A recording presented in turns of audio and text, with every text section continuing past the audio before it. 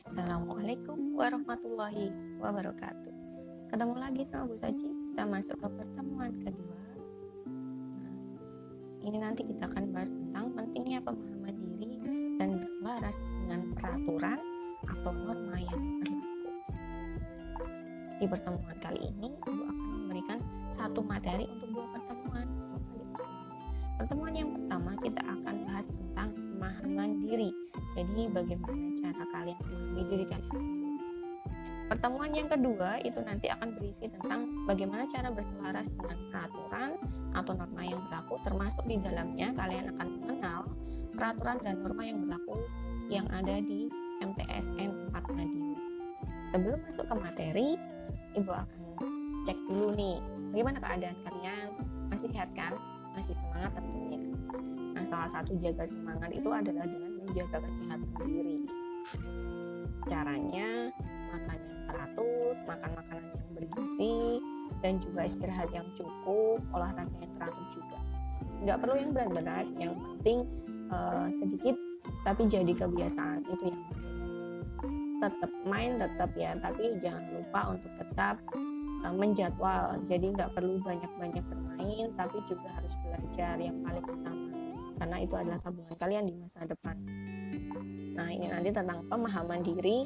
Kalian kan belajar memahami diri kalian, atau mungkin di dalamnya kalian juga bermaksud untuk menjadwal kegiatan kalian sehari-hari, itu juga bisa.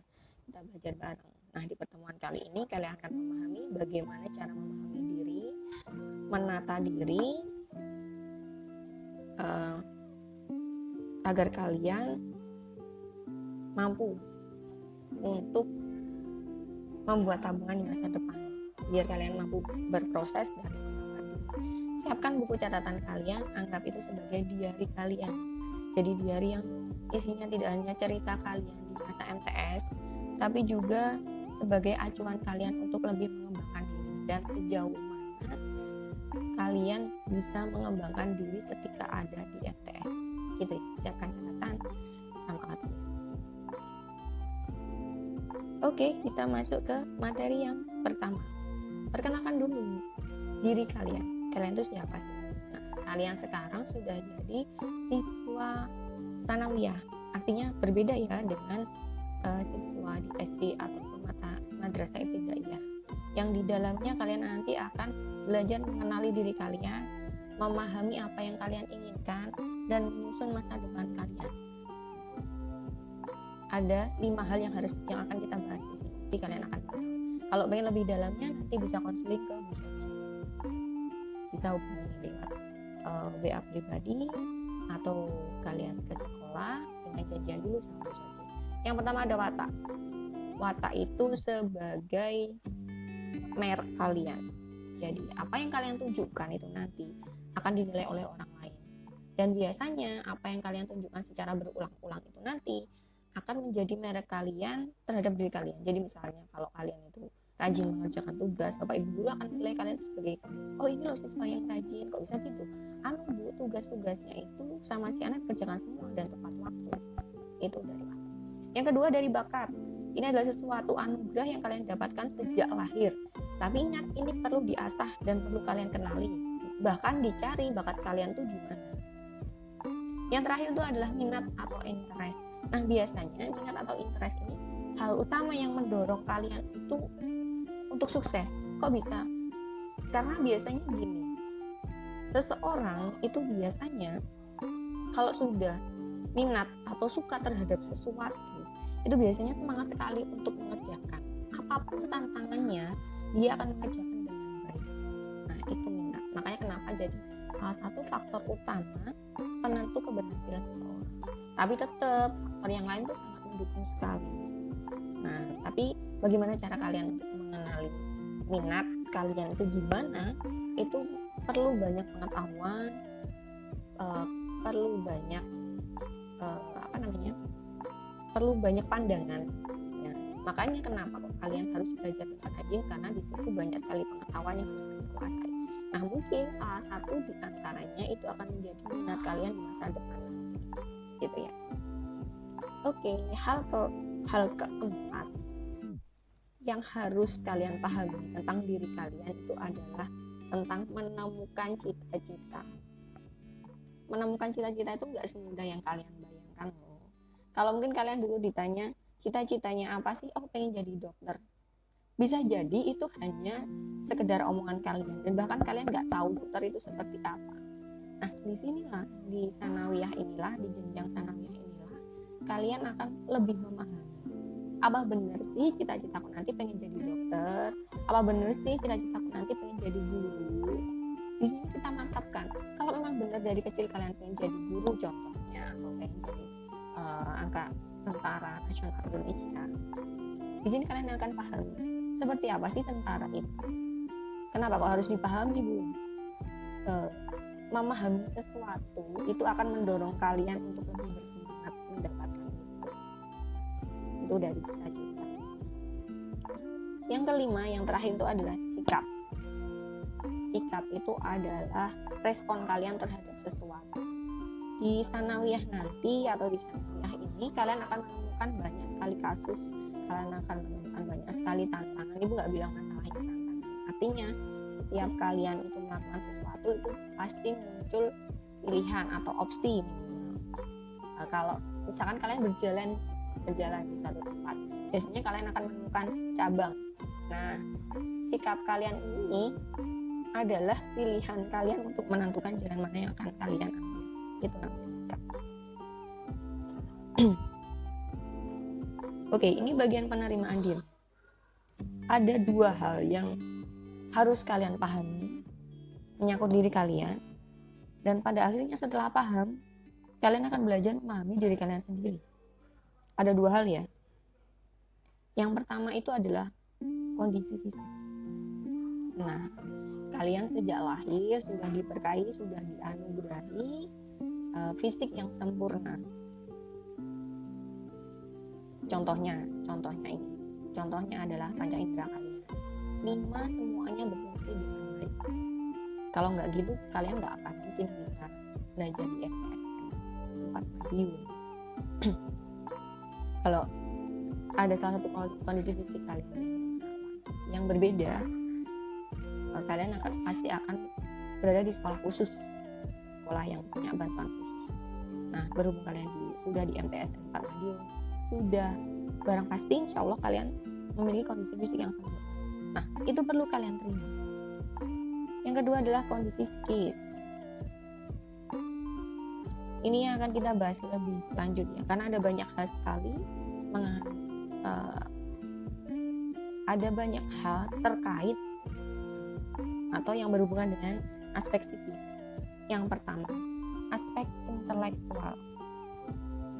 Mungkin kalian baru dengar ini aspek intelektual, atau mungkin bahkan dari kalian sudah pernah mengalami atau melakukan tes IQ, tes intelektual quotient. Nah, itu berhubungan dengan cara berpikir kalian secara logika. Itu aspek psikis. Yang kedua, aspek emosional. Ini nanti kalau kalian di sanawiyah, kalian akan menemui sesuatu hal yang luar biasa. Sesuatu hal yang luar biasa itu seperti apa sih, Bu?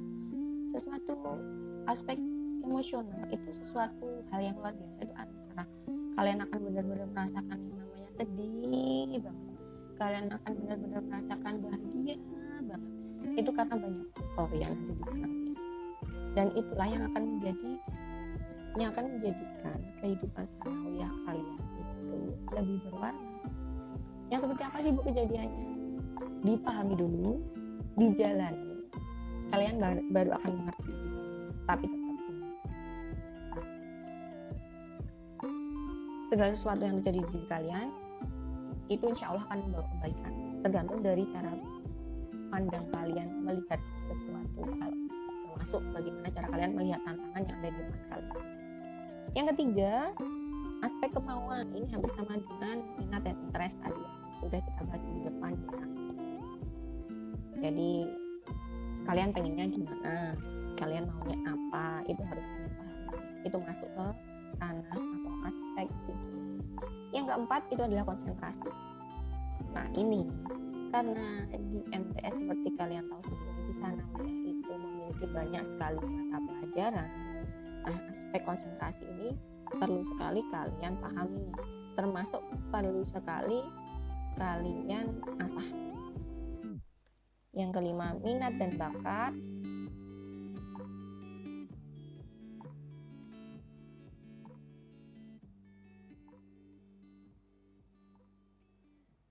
Pada minat dan bakat ini, kalian baru akan mengenali di sanawiyah ini. Kalau minat tadi hampir sama dengan aspek kemauannya, tapi kalau minat ini lebih mengarah pada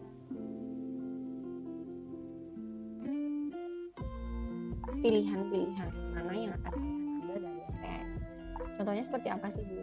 Contoh seperti kegiatan ekstrakurikuler. Itu ada banyak sekali pilihan. Nantinya akan membuat kalian menjadi bingung. Minat di sini akan mendorong kalian, misalnya, oh ini dari unsur menariknya ini mau diambil. Oh aku nanti pengen jadi dokter atau tenaga kesehatan. Ini bisa kalian ambil PMR, contohnya. Contoh ini masih contoh. Itu contoh dari minat. Nah itu yang akan mendorong kalian untuk menentukan masa depan kalian. Atau bahkan kalian sudah punya masa depan, intinya kalian punya gambaran masa depan atau cita-cita, atau bahkan pekerjaan impian. Nah minat ini salah satu jalan untuk mendorong kalian menuju ke arah sana, ke arah pekerjaan impian kalian. Terus bakat. Nah, bakat tadi sudah kita bahas di depan sedikit ya. Bakat itu adalah apa yang sudah kalian bawa sejak lahir, tapi itu perlu dicari, perlu dipahami dengan cara mengenali berbagai hal dulu di sanawiyah. Gitu ya. Kalau itu berhubungan dengan bakat. Yang terakhir, aspek spiritual atau religius. Ini yang harus kalian tempa, ini yang harus kalian perdalam di sanawiyah nanti. Apalagi kalian basicnya adalah anak sanawiyah ya. Jadi pasti ciri khasnya itu memahami sisi religius, atau kalian memiliki sisi religius yang lebih mendalam daripada teman-teman kalian yang tidak bersekolah di sanawiyah. Nantinya kalian akan menjadi pemimpin-pemimpin yang memiliki nilai religius yang tinggi. Makanya perlu diperdalam aspek spiritual dan religius. Oke. Pertemuan kita yang pertama mengenai pemahaman diri dan berselaras dengan peraturan atau norma yang berlaku di masyarakat cukup sampai di sini dulu. Kalau tadi sebatas pengertian, sebatas pemahaman kalian secara luar, untuk lebih mendalamnya, contoh kayak gini, Bu, saya belum tahu bakat saya apa nih. Kalian bisa hubungi Bu Soci secara pribadi seperti yang Bu katakan tadi. Caranya seperti apa, boleh tanya ke wali kelas, nomornya Bu Soci yang mana, atau di grup. Kalian sudah bergabung di grup, silahkan cari nomornya Bu Soci. Di situ ada nicknya, namanya Sofibatul Nur Hamidah. Itu adalah WA-nya Bu Soci. Jadi kalian bisa berhubungan langsung dengan Bu Soci selama masa pandemi. Kalau kita bisa ketemu, itu akan lebih menyenangkan gitu ya. Oke.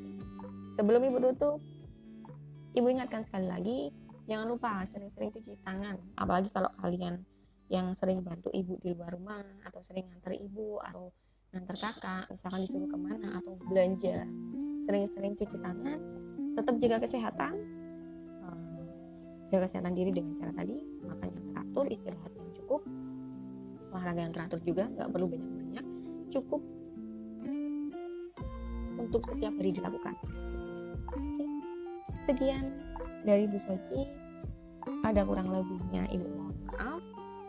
Jangan lupa catatan di buku tulis itu adalah anggap sebagai diari kalian, diari keseharian dan juga diari perkembangan kalian di masa depan.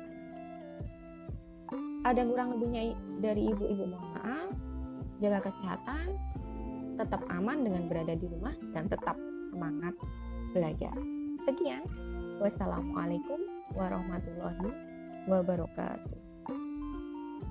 Sampai berjumpa di pertemuan selanjutnya. Kita akan bahas tentang berselaras dengan peraturan dan norma yang berlaku, terutama norma yang berlaku di masyarakat. Oke, bye.